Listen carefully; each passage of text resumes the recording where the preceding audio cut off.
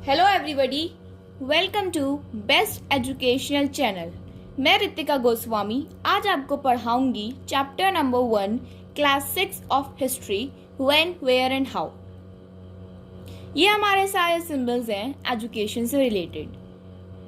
Sources of history पढ़ाने से पहले मैं आपको बताना चाहूंगी हिस्टोरियन और आर्कियोलॉजिस्ट के बीच का डिफरेंस, क्योंकि ये एक इम्पॉर्टेंट है। मैं कुछ फोटोग्राफ से आपको रिलेट करवाऊंगी जिससे आपको इजीली अंडरस्टैंड हो जाएगा। जैसे ये एक आर्कियोलॉजिस्ट है, मैंने आपको बताया था the person who excavate to find the evidence of our past is known as archaeologist. मैंने आपको बताया था कि जो इंसान खुदाई करके पास्ट के बारे में जानता है उसे आर्कियोलॉजिस्ट कहते हैं। जैसे आप फोटो से देख पा रहे होंगे कि यहाँ पे जो ये स्केलेटल आपको दिख रहा है वो एक ह्यूमन का हो सकता है, एक एनिमल का तो नहीं हो सकता, वैसे वो दिख रहा है एक ह्यूमन का ही है। लेकिन जो इसमें हम दिखाएंगे आपको आगे, जो सारे उनके रहते हैं फॉसिल्स, वो वहीं पे रह जाते हैं, जिसकी वजह से हमें पास्ट के बारे में इंफॉर्मेशन मिलती है। अब है हिस्टोरियन। अब हिस्टोरियन और आर्कियोलॉजिस्ट के बीच में काफी स्टूडेंट्स कंफ्यूज हो जाते हैं, तो आज ये आपको डाउट क्लियर करती हूँ। जैसे ये है आर्कियोलॉजिस्ट, वो खुदाई करके हमारे पास्ट के बारे में जानते हैं, और जो हिस्टोरियंस होते हैं वो स्टडी करते हैं हिस्ट्री को। जो ऐसे आप देख पा रहे होंगे यहाँ पे बहुत सारे पेपर्स और बहुत सारी पुरानी चीजें पड़ी हुई हैं और ये ढूंढ रहे हैं। वैसे ऐसे पड़ा हुआ नहीं होता है, इन्हें ढूंढना पड़ता है मुश्किल से। जैसे इनको मिल गया, ये बड़े खुश हो रहे हैं, उस टाइप से। अब अगला हमारा आता है जो मेन टॉपिक है हमारा, सोर्सेज ऑफ हिस्ट्री। ये मैंने एक फोटो लगाई है पूरी, जिससे आपको इजीली अंडरस्टैंड हो जाए। ये सारे सोर्सेज हैं हिस्ट्री के, मैंने एक साथ लगाए, इन्हें डिटेल में पढ़ते हैं। Sources of history. Sources of history होता क्या है? It is give us information about our past. If we get information about the past, then it can be reconstructed.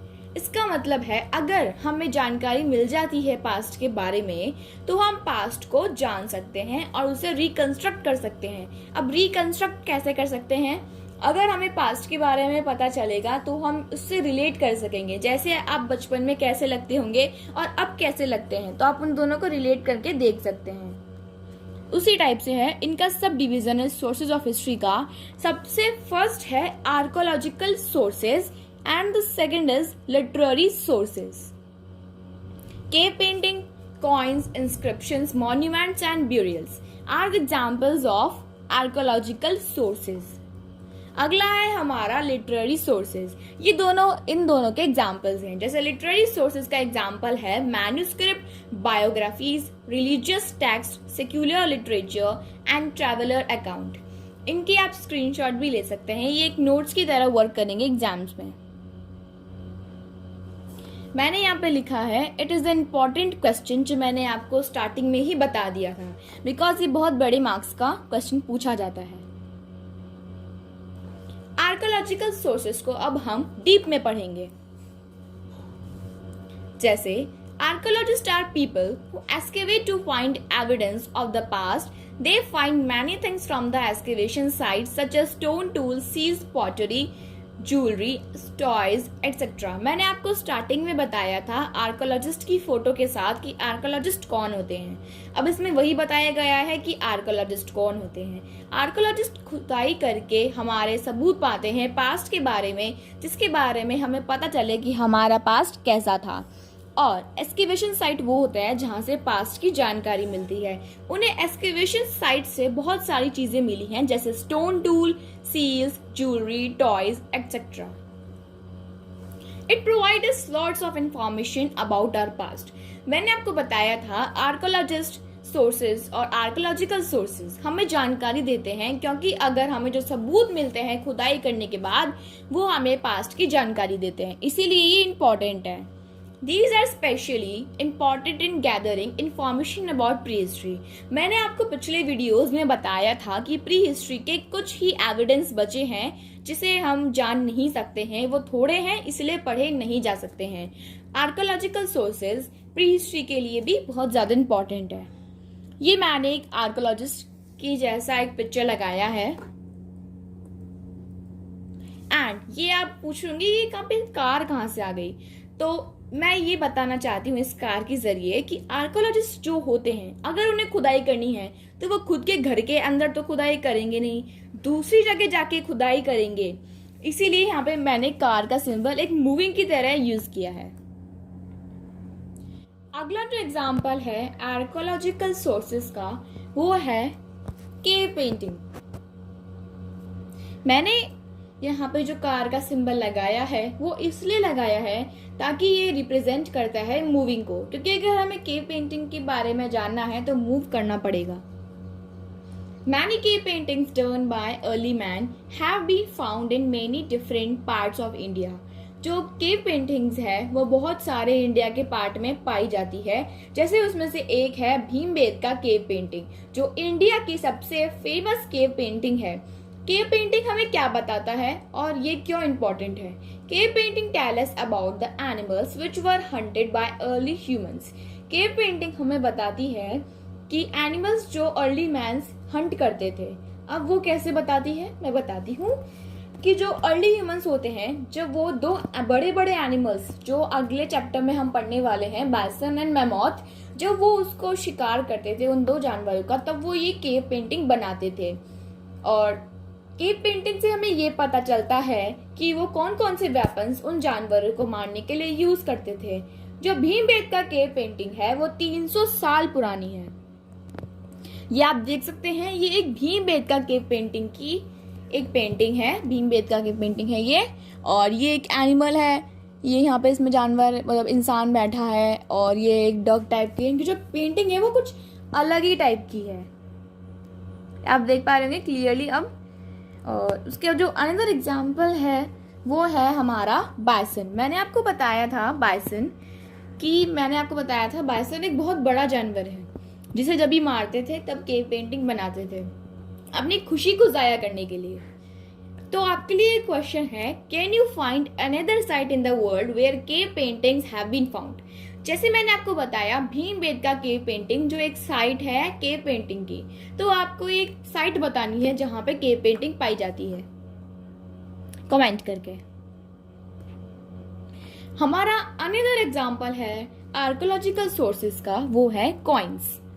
जैसे आप देख पा रहे होंगे ये कॉइन जो समुद्रगुप्ता कॉइन के टाइम का है। समुद्रगुप्ता एक राजा थे, रूलर थे एक। उसके बाद में आता है ये डिफरेंट टाइप के कॉइन्स। आप देख पा रहे होंगे कि कॉइन के ऊपर उनके एक फोटो है और बहुत सारे इनके रिलीजन वगैरह। तो अब कॉइन्स हमें कैसे इंफॉर्मेशन देते हैं, तो आइए जानते हैं। Coins play a important role in providing us information about our past from the metal which they used. The metal of a coin, archaeologists can guess whether the kingdom is rich or poor. In ancient time में जो coins use होते थे वो एक metal का only piece होते थे। हमें कैसे पता चलता है कि पहले के coins कैसे थे? जैसे आप देख पा रहे होंगे ये समुद्रगुप्ता है, इसे समुद्रगुप्ता कॉइन कहा जाता है क्योंकि ये समुद्रगुप्ता रूलर के कॉइन हैं। उस टाइम से ये जो कॉइन्स हैं वो जमीन में दब जाते हैं, और जो आर्कियोलॉजिस्ट होते हैं वो इसे ढूंढ के समझ पाते हैं, जान पाते हैं उस किंगडम के बारे में कि अगर मेटल के जो कॉइन है उसके ऊपर अच्छा मेटल यूज है तो सीधी सी बात है कि वहाँ पे जो किंगडम था वो अमीर था, रिच था। और अगर मेटल कुछ अच्छा नहीं है, मतलब लो क्वालिटी का है, तो वो किंगडम पुअर होगा। उसके बाद में जो जैसे मैंने अभी आपको बताया कि कॉइन्स उस पहले के टाइम पे थे वो सिर्फ एक मेटल का टुकड़ा थे, लेकिन बाद में जब राजा को अकल आने लगी, जैसे अब इन्होंने अपनी फोटो लगवाई है कॉइन के ऊपर जिनसे, और जब ये क्यों लगवाते थे, जब इनकी जीत होती थी अपनी खुशी मनाने के लिए ये लगाते थे ताकि इनके किंगडम के बारे में हमें जानकारी मिल सके। तो इनके बाद में इन्होंने क्या करा, कॉइन्स के ऊपर खुद के नेम लिखवाना चालू करे और खुद की फोटो लगवाना चालू की, और इन सब चीज़ों से हमें इंफॉर्मेशन मिलती है उनके रिलीजन के ऊपर, वो कैसे कपड़े पहनते थे, वो कौन सा रिलीजन फॉलो करते थे, ये सब चीज़ें हमें पता चलती है कॉइन्स के द्वारा। ये सारे इंफॉर्मेशन अब हम हटा रहे हैं, और ये जो एग्जाम्पल्स हैं कॉइन्स के, ये बहुत अच्छे एग्जाम्पल्स हैं और ये बहुत ज़्यादा इंपॉर्टेंट है पास्ट के लिए। Then moving to the next slide, inscription. Inscription भी आर्कियोलॉजिकल सोर्सेज का ही एग्जाम्पल है। जैसे आप देख पा रहे होंगे मैंने फोटो बहुत ही बड़ी लगाई है जिससे आपको बहुत अच्छे से दिख सके। जैसे ये एक मैंने बताया था कि ये स्टोन है और उसके ऊपर इंस्क्रिप्शन बने हुए हैं। अब ये होता क्या है और कैसे बनते हैं, तो आइए जानते हैं। Inscriptions are writing on stone और मेटल। मैंने अभी बताया कि ये स्टोन के ऊपर बने होते हैं। जैसे आप देख पा रहे होंगे ये एक स्टोन है और उसके ऊपर है लिखा हुआ, ये आप देख सकते हैं लिखा हुआ, और ये पेंटिंग है। They found all over the world, ये वर्ल्ड के हर हिस्से में पाए जाते हैं। और सबसे ज्यादा जो फेमस इंस्क्रिप्शन है वो एम्परर अशोका की है। अशोका नेम तो आपने सुना ही होगा। ये जो हमें है, they tell us about empire, lifestyle etcetera.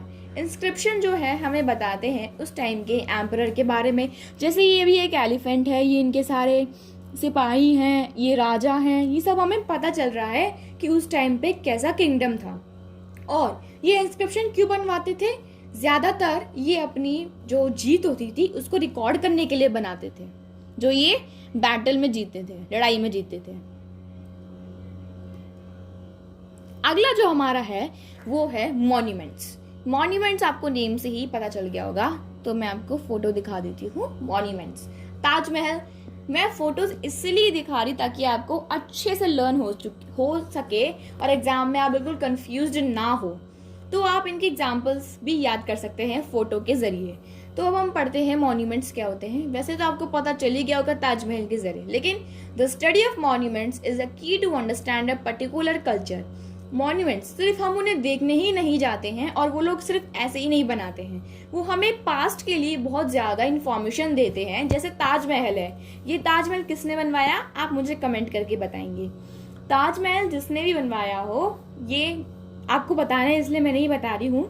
और ये जो है हमें पास्ट के बारे में जानकारी देता है। जैसे ये एक वाइट मार्बल की उससे बना है और उस टाइम पे कैसा मार्बल यूज होता था वो सब बताता है। और बहुत सारे जो कल्चर है, उस टाइम का जो कल्चर है उसके बारे में हमें बताता है। जैसे ये एक मुगल रूलर थे, उन्होंने बनवाया था, मैंने हिंट दे दिया है। और जो एंशिएंट बिल्डिंग्स है मॉन्यूमेंट्स की, वो है Sanchi stupa and Taj Mahal. Then moving to the next slide. अब ये क्या है? ये ब्यूरियल्स है। ब्यूरियल्स यानी क्या होता है? Burials it also give us A wealth information. हम अब तक पढ़ते आए हैं कि ये सारे जो हैं सोर्सेज ऑफ हिस्ट्री हमें जानकारी देते हैं हमारे पास्ट के बारे में, वैसे ही ब्यूरियल्स भी हमें जानकारी देते हैं हमारे पास्ट के बारे में। अब ये क्या है? ये एक कब्रिस्तान और शमशान घाट जिसे बोलते हैं हम, वो है। इनमें छेद इसीलिए हो रहा है क्योंकि यहाँ पे डेड बॉडी जाती है। तो इंफॉर्मेशन देते हैं हमें पास्ट के बारे में। उसके बाद में आता है फॉर इंस्टेंस, एग्जाम्पल के तौर पे हम ले सकते हैं बुरजाहुम जो कश्मीर में है, वो बहुत ज्यादा इंटरेस्टिंग है। अब आप बोलोगे कि ब्यूरियल्स कैसे इंटरेस्टिंग हो सकते हैं? ब्यूरियल्स ऐसे इंटरेस्टिंग हो सकते हैं जैसे कि अब ये आप क्लियरली देख पा रहे होंगे, यहाँ पे छेद है, ये सब देख रहे हैं आप। अब ये जो डेड बॉडी है ये हमें ऐसे इन्फॉर्मेशन देती है, जैसे इन्होंने अगर ये कुछ पट्टी सी लगा रखी होगी, पहन रखी होगी, तो इससे पता चल रहा है कि कैसे कपड़े थे इनके पास, ये क्या पहनते थे, इनके कैसे गहने थे, कैसा रिलीजन था, वो सब हमें ब्यूरियल्स के जरिए पता चलता है। जो इनकी डेड बॉडी है ये लोग चूना लगा के और मिट्टी के अंदर गाड़ दिया करते थे, ठीक है। और the association of tools and weapons with the skeletal remains, जैसे मैंने अभी बताया कि जो ये टूल्स यूज करते थे और इनका जो ये हड्डी का ढांचा है वो वहीं पे रह जाता है, जिसकी वजह से हमें पता चलता है कि ये पहले के लोग कैसे थे।